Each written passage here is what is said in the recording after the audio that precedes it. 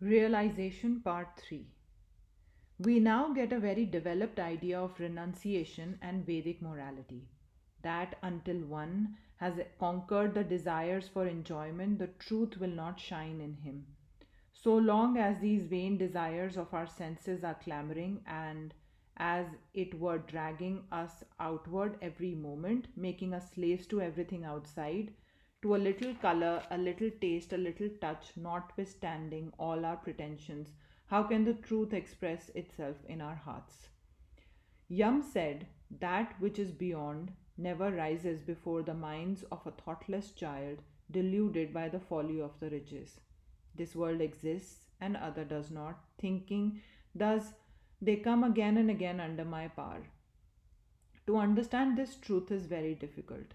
Many, even hearing it continuously, do not understand it, for the speaker must be wonderful, so must be the hearer.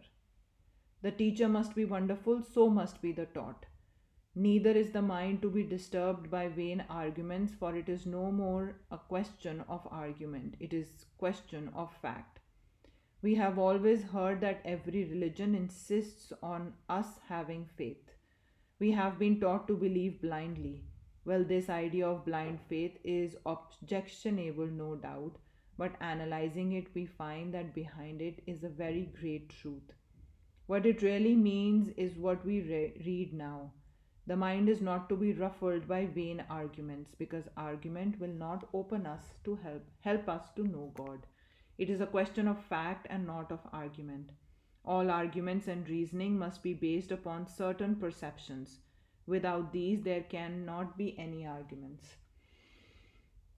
Reasoning is the method of comparison between certain facts which we have already perceived. If these perceived facts are not there already, there cannot be any reasoning. If this is true of external phenomena, why should it be so of the internal? The chemist takes certain chemicals and certain results are produced. This is a fact. You see it, sense it, and make that the basis on which to build all your chemical arguments.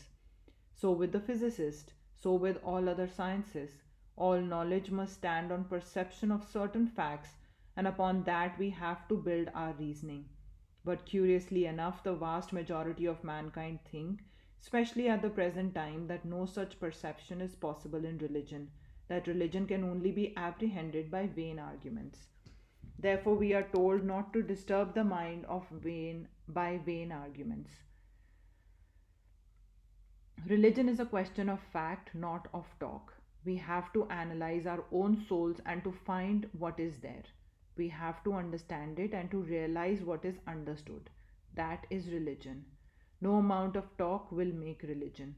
So the question whether there is a God or not can never be proved by argument, for the arguments are as much on one side as on the other.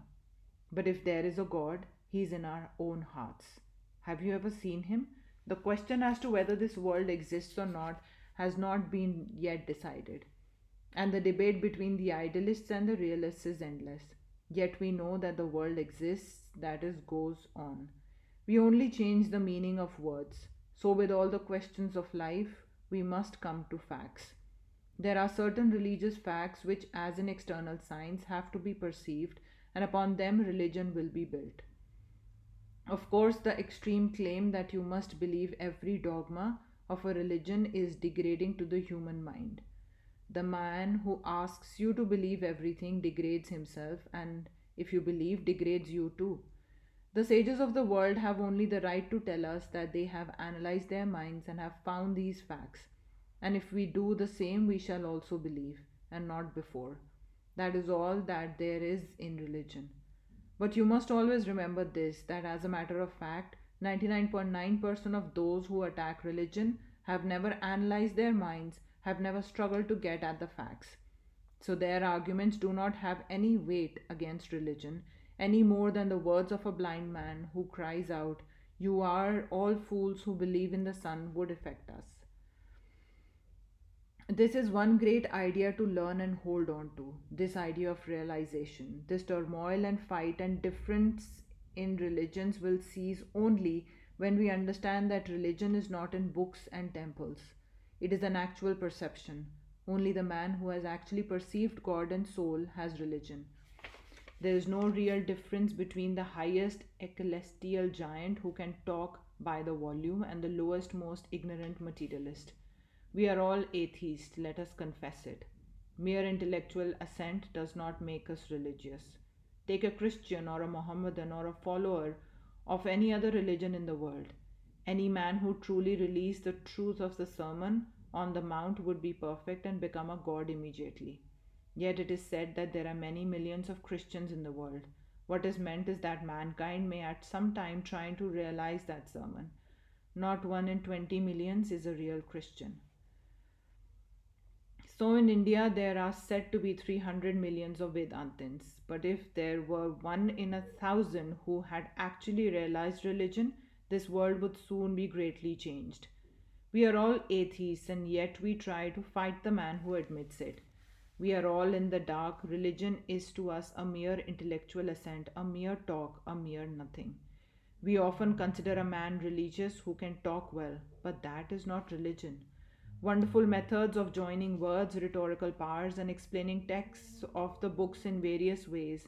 These are only for the enjoyment of the learned and not religion. Religion comes when that actual realization in our own soul begins. That will be the dawn of religion, and then alone we shall be moral. Now, we are not much more moral than the animals. We are only held down by the whips of society. If society said today, I will not punish you if you steal, we should just make a rush for each other's property. It is the policeman that makes us moral. It is social opinion that makes us moral. And really, we are little better than animals. We understand how much this is so in the secret of our own hearts. So let us not be hypocrites. Let us confess we are not religious and have no right to look down on others.